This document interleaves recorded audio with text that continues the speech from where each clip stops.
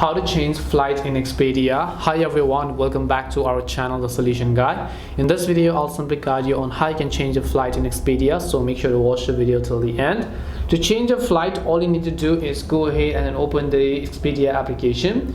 Once you launch Expedia, go to the trips and then you have to select find your booking. So enter the itinerary number of your flight and then you should be able to find all the options to manage that specific flight.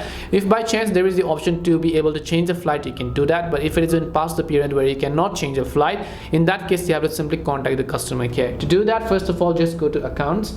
Once you go to accounts, scroll down and here you'll find I need help managing my book trip. So just click on it.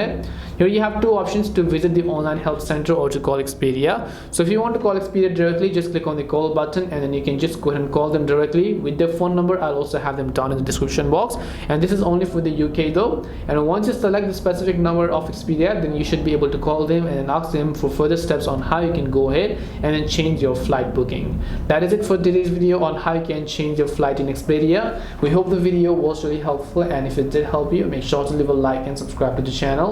If you have any questions, feel free to leave them down. Thank you very much for watching and see you in the next video.